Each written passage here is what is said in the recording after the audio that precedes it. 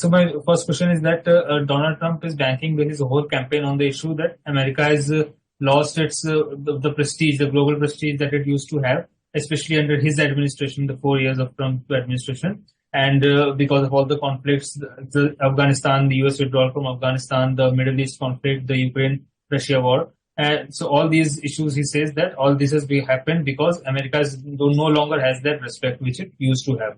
So, do you think how big factor foreign policy is going to play in these elections? Do you think the American citizens will be having those feeling that yes, American pride has to be restored and they will go for Trump? Do you think this will happen? Yeah, people vote primarily on perception of their own needs and the economy and domestic issues. Like immigration and others, but foreign policy is certainly a factor, both in general, in perceptions of leadership, of safety. It also affects particular issues for some communities. We see that with the issues surrounding the war in Gaza and now in Lebanon, issues in Ukraine as well. But I think a lot goes to conceptions of how America needs to operate in the world. And part of the way that Donald Trump has projected strength is for America to go it alone. And the Biden administration and Kamala Harris have helped to restore relationships. And America needs allies. So, I think there are different conceptions there of America's role. My second question would be on the issue of abortion, which has been quite a divisive and polarizing issue in the United States. And Kamala Harris, the Democrats have been supporter of abortion rights. Kamala Harris is also very strongly backing on those rights, criticizing Trump and Republicans for the judgment overturning of Roe versus Wade. So do you think that this issue will help Democrats, especially among the female voters, which are traditionally believed to be more tilted towards Democrats than Republicans? Yeah. It will clearly help Democrats. There has been a divide over that, a clear divide between the parties. Donald Trump is now trying to fuzz that, but that has, the opposition to abortion and the repeal of the Roe versus Wade decision that established abortion as a constitutional right in America over 50 years ago, has long been a tenet of the Republican Party. And now the dog has caught up with the car, and Republicans don't know what's happening. And Donald Trump is trying to back off that position. But, we saw in the 2022 elections that had a major impact for Democrats. We have seen that, it's been a strong appeal. And there's long been a so-called gender gap in American politics where women vote more for Democrats. But the polling now shows those numbers have doubled compared to what they were when we first started talking about a gender gap 25 or 30 years ago. We go towards the presidential debates, the two presidential debates that happened.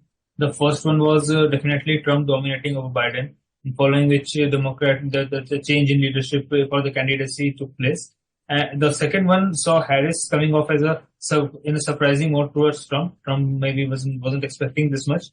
So, though there is no major evidence which shows that the performance in debate actually results in anything in the performance in elections, but do you think how much do you think the debate between Trump and Harris are going to affect the upcoming polls, especially in the key swing states where they appear to be neck to neck?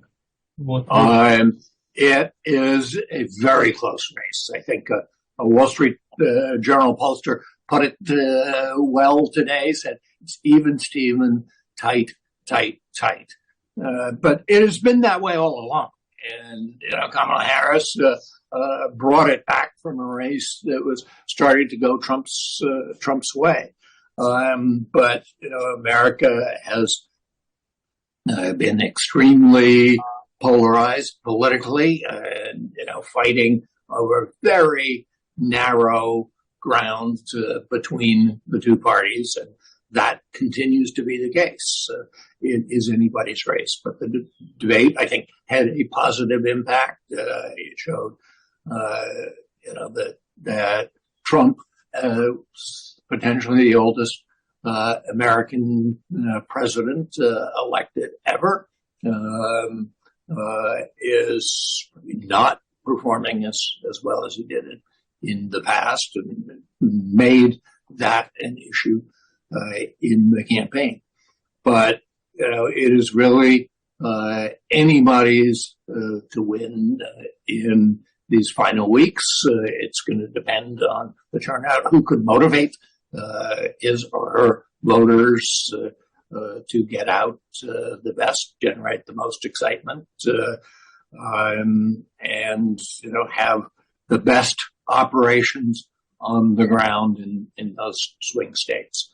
And the next question I would go towards Donald Trump, and there have been a couple of criminal cases on him, and some 91 felony charges. So, yeah. How much do you think these criminal cases will have an impact on voters' mind when they will head to the polling booths? And secondly, with this part only, there have been 2 assassination attempts on Donald Trump. The first one was a little too close to him, which almost touched his ears. So how much this can actually have a counter impact in actually having sympathy for him? So how do you think these 2 things will pan out in this election? Yeah. Well, it's pretty extraordinary. Donald Trump, when he first ran in 2016, said, I could go out and murder somebody on Fifth Avenue in New York, and it wouldn't make a difference. And he seems to be proving that out. Each time he's been indicted or convicted now, he's been able to raise money over it. His voters seem to believe in him no matter what. But he is now the first former president of the United States ever convicted of a crime. And that clearly bothers a lot of people in America, and I think will bother some of the people in the middle. And certainly we've seen, a lot of Republicans, including lots of people who served in Donald Trump's first administration, say he is not fit to hold office. Final question is regarding the Indian Americans, which are a huge chunk in America currently.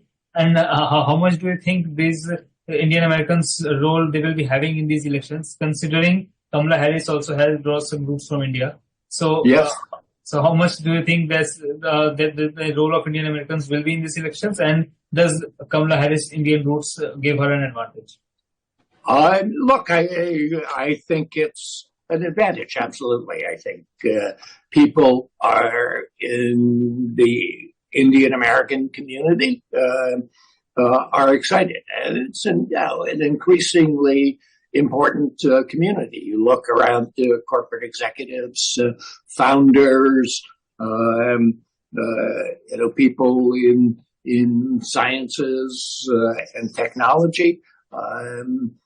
It has been a tremendously influential community, and I think there's the prospect of having the first Indian American president of the United States is a very exciting thing. That said, no community is monolithic. There will be some who will support Kamala Harris, but I have not seen good data. But certainly, my instincts as somebody who's been involved in politics is that the overwhelming number of Indian Americans will vote for Kamala Harris.